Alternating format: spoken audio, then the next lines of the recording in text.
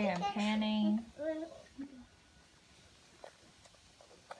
Let's put a really close up of me. Alright. Have you ever met a dog who jumped on you as they're greeting or wouldn't stop sniffing trash when you take them on a walk? Those are pretty common and somewhat instinctive habits that can be corrected with behavioral training and positive reinforcement.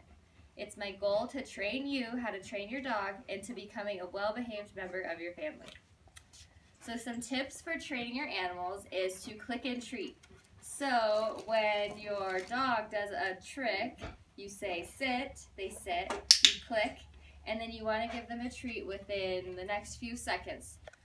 You also want to switch up your treats often. You need to make training rewarding and exciting so they keep obeying your commands. Also, it's important to only say a command once and say it firmly so they understand that you mean what you say and they're more likely to do things on the first try. Also, you can add some comfort to their environment, like a bed, their favorite blanket, or a towel for them to lay on while you're training them.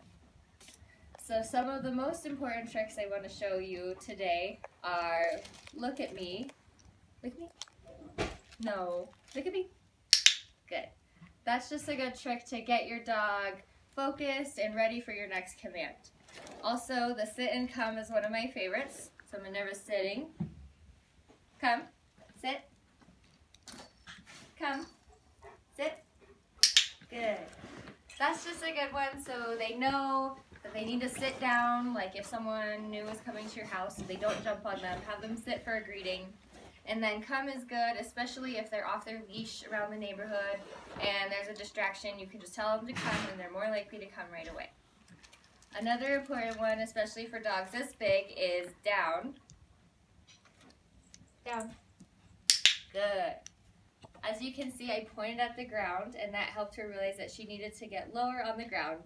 I like to do that one when I'm eating just so her face isn't resting on the table in my food. Another one of my favorites is leave it, and this one is the most ideal for when you're on walks and there's a dead animal or trash or anything you don't want your dog to be sniffing. So how you teach this one is you put a treat on the ground by their face, say leave it, good, and then you can advance so you can move the treat closer to their face, leave it, good, until they just stop eating all of the treats that you put in front of their face. Another trick that I really like, but it's not super important for them to know, is shake and high five. Come here. Shake.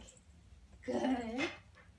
And then once they've mastered shake, you can easily incorporate high five. So just go high five. And that one's just really fun because sometimes it's cool to tell your dog that you actually did a thing. Be like, high five. And they'll give you a high five. Another important trick is stay. This one's good especially for if someone's delivering food to your house and you don't want them to run out the door or anything. So you have them sit, stay, roll out, sit, good. And you don't want to tell them come after you have them stay because then they'll confuse the two commands.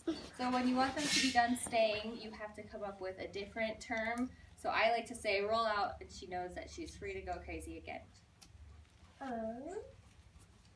So as you can see, it's really easy to show your dog what's expected of them just by rewarding them for good behavior and being consistent and always practicing the tricks you teach them.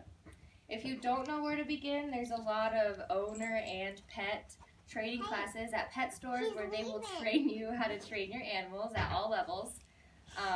Yeah, nothing says you're a good owner like a well-behaved pet. Say.